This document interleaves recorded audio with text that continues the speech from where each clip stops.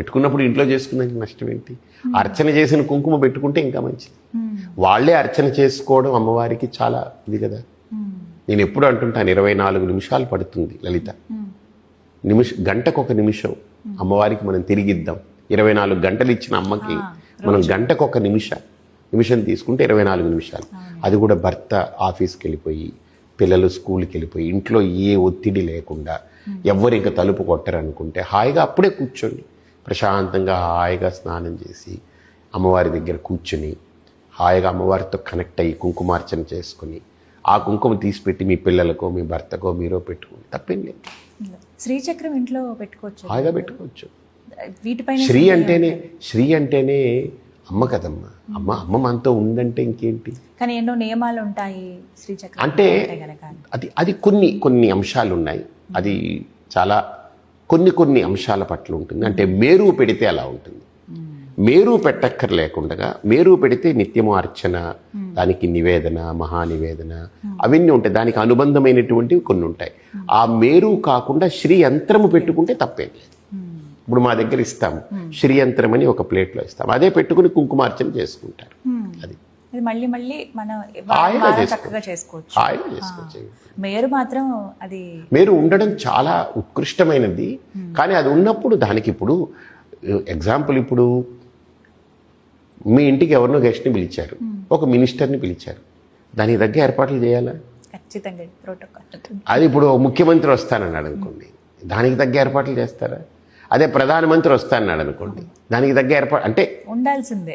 మన దగ్గర ఎంత ఉంటే అందులో ఉన్నతమైంది వాళ్ళకి ఇవ్వాలిగా. అది ఎందుకు మనుషులకి అలా పెట్టుకుంటున్నప్పుడు ఒక దైవికమైనటువంటిది పెట్టుకుని అలా ఆరాధన చేసేటప్పుడు ఆ ఆగమపరంగా దాన్ని చేయమన్నారు. నీకు అంత కుదరదన్నప్పుడు శ్రీయంత్రం చక్కగా పెట్టుకోవచ్చు, ఏమి ఇబ్బంది లేదు. అది ఒకటే శక్తి, మన భక్తితో మనం ఆరాధించేది. నేను ఎప్పుడు అదే అంటుంటాను, మనం పట్టుకుంటే అమ్మని భక్తి, అమ్మే మనల్ని పట్టుకుంటే అది ముక్తి. నిజం. అక్కడి దాకా చేరుకోవాలి ప్రతి ఒక్కరు. అక్కడికి చేరడానికి అమ్మ కోరేది ఏంటమ్మా మన నుండి? వస్తువులు, పదార్థాలు కాదు, యథార్థాన్ని కోరుకుంటుంది. యథార్థం ఏంటి? మన మనస్సు.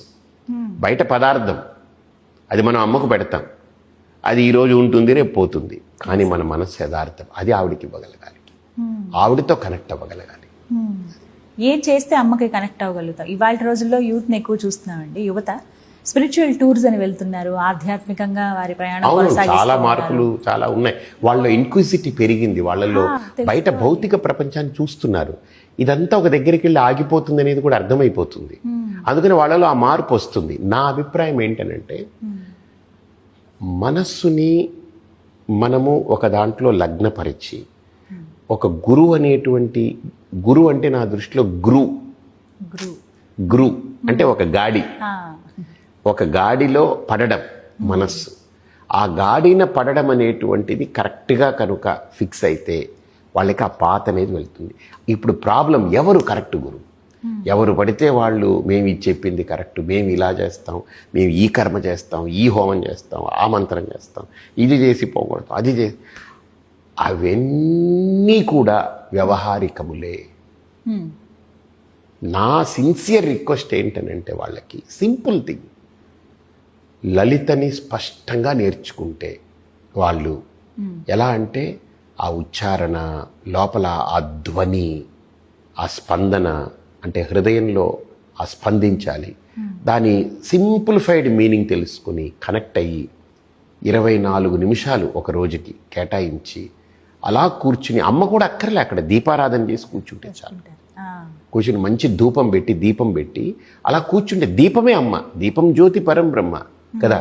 వాళ్ళు దీపారాధన చేసి ఆ లలిత పారాయణ చేస్తే, లలితా సహస్రం అనేది ఈ సృష్టిలో ఐ కెన్ ఛాలెంజ్, లలితా సహస్రం ముందు ఏ మతాల యొక్క మంత్రాలు కానీ, వాళ్ళ ఇది కానీ, ఏది కానీ, అన్నీ గొప్పవే, ఏది తక్కువ కాదు. కానీ ఒక లలిత ముందు ఇవన్నీ కూడా ఎక్కడో ఉంటాయి.